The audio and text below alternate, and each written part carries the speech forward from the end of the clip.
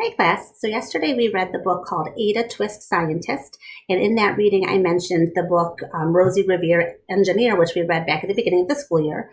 And today we're going to read another book from that series called Iggy Peck Architect.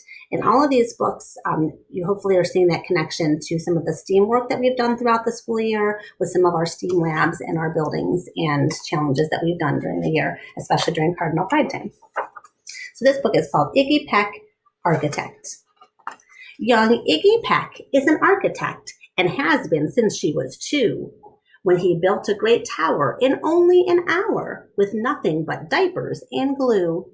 "Good gracious Ignatius," his mother exclaimed, "that's the coolest thing I've ever seen."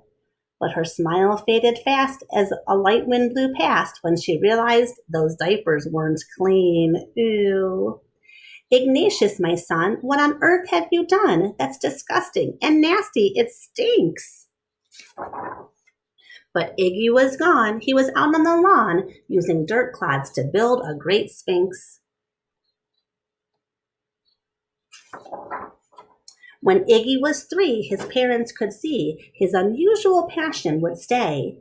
He built churches and chapels from peaches and apples, and temples from modeling clay. Some pretty impressive structures he's building, isn't it? At dinner one night, to his father's delight, Iggy got a bright gleam in his eye, and out on the porch built the St. Louis Ark from pancakes and coconut pie. Dear Ig had made it until 2nd grade, when his teacher was Miss Lila Greer. On the very first day, she had this to say: "We do not talk of buildings in here. Gothic or Romanesque, I couldn't care less about buildings, ancient or new." She said in her lecture about architecture that it had no place in grade 2. How's poor Iggy Peck feeling now? That might seem severe, but she was sincere, for when she was no more than 7, she'd had a great fright at a dizzying height in a building so tall it scraped heaven. On an architect's tour of the 95th floor, young Lila got lost from the group.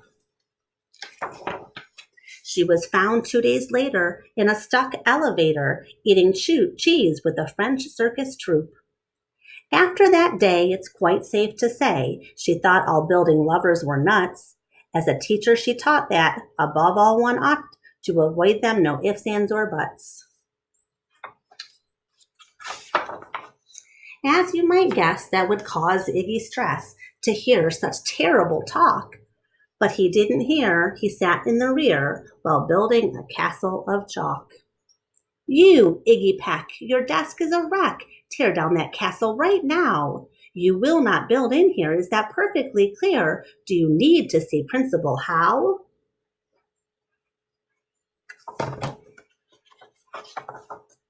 "No, ma'am," Iggy said. He lowered his head, and his heart sank down to the floor. With no chance to build, his interest was killed. Now 2nd grade was a bore. Poor Iggy Peck. Think there's going to be a happy ending for him? What do you think might happen? After 12 long days that passed in a haze of reading, writing, and arithmetic, Miss Greer took the class to Blue River Pass for a hike and an old-fashioned picnic.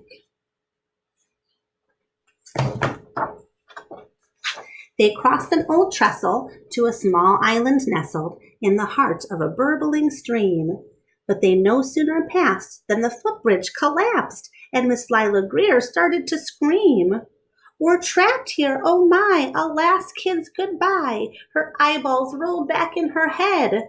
She dropped to the ground with a vague groaning sound, luckily fainted, not dead. The class was amazed. They stood there quite dazed, uncertain of what they should do. But one bright young man was off hatching a plan, which started with Miss Lila's shoe. Soon each lad and lass there on Blue River Pass was working together as one. What do you think they might do? And when she came to, Miss Lila Greer knew that something quite brave had been done. Is that what you predicted? Did you predict a bridge? She looked in the air and saw hanging there a structure with cables and braces. And on the far side, beaming with pride, were 17 young smiling faces. Boots, tree roots and strings, fruit roll-ups and things, some of which one should not mention, were stretched ridge to ridge in a glorious bridge dangling from shoestring suspension. Check out that bridge. Do you see all those interesting things they used? It all became clear to Miss Lila Greer as she crossed that bridge over the stream. There are worse things to do when you're in grade 2 than to spend your time building a dream.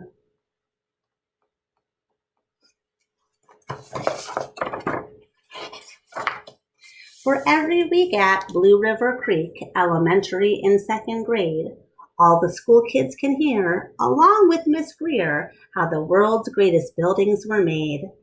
The weekly guest speaker in t-shirt and sneakers talks of buildings from Rome to Quebec. Of course, he's the guy who builds towers from pie, that brilliant young man, Iggy Peck.